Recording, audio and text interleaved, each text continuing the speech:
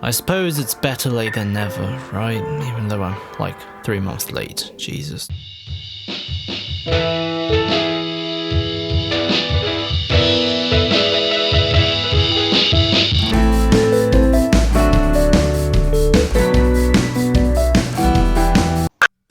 Prequels are weird. They have to tell the story before the proper story actually begins. Therefore, on one hand, they're doomed with a fixed conclusion that must become the spine of whatever story is being told. You're X-Men.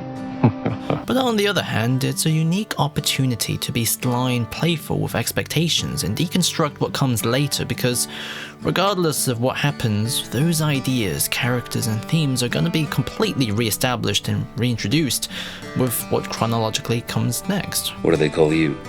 Wheels? Subsequently, the final act of a prequel must also contribute to Act 1 of the original story. And yes, I'm bringing back the monomyth for a moment. Very quickly, Joseph Campbell argued that all stories can be metaphorically and sometimes literally be broken down into 3 acts, where the hero leaves home, has a series of trials, and comes home as a new person. Logan, don't you have a class to teach?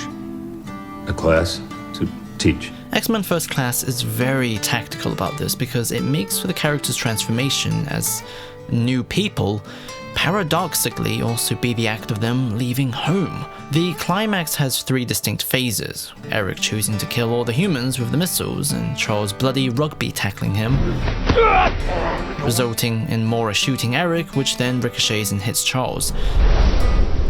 Phase 2, Eric then attempts to share his ideology with Charles, not only as an ally, but as his brother. We're brothers, you and I. However, Charles stands his grounds and turns him down. Phase 3, Eric then leaves with Mystique and the Hellfire Club, while the X-Men with Mora stays with Charles, as he loses control of his legs. I can't feel my legs. As simply the climax of the film, this is Act 3, Stage 17, Freedom to Live, where the hero achieves the ability to let go of their regrets and anticipation in order to live in the moment in peace with themselves. Magneto. For Eric, he finally self-actualizes for the reason that he's not motivated by the regrets of what happened to his mother or the anticipation for revenge.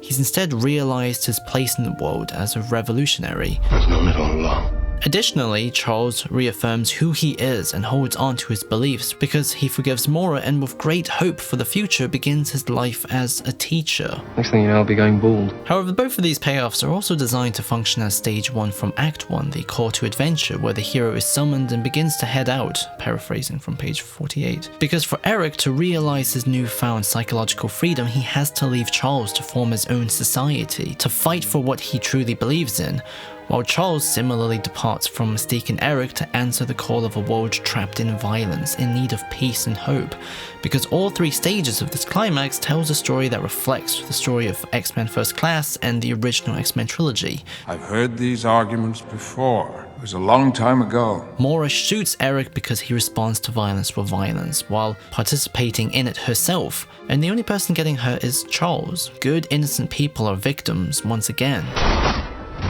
Therefore, when Eric leaves, he truly has become like Shaw, whereas Charles breaks the cycle with his capacity to put his hand out, and in the end, not only spares Mora, but she's the one that cradles him. This whole climax does a really swift job at setting up that this is a battle of ideology, not a fight that can be won by violence, but by empathy and refusing instant gratification. The overlap of act structure in this ending not only summarizes the story of X-Men First Class, but also creates a microcosm that tells the essential story of X-Men as a whole. Yes. Your continuing search for hope. So that's why this whole scene is my one excellent scene. It's so smooth and yet strategic in its technicality in terms of act structure that it's pretty darn cool. The ending doesn't overcomplicate anything with twists and turns. It instead knows its narrative patterns and plays with it like Lego.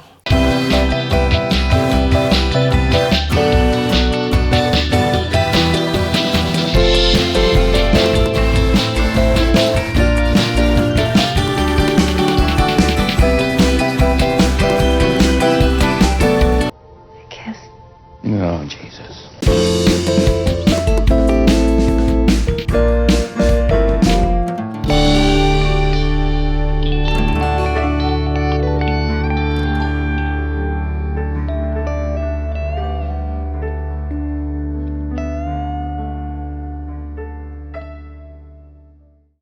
spider pig? Oh. While I vomit at that thought, enjoy these important messages from our fine sponsors.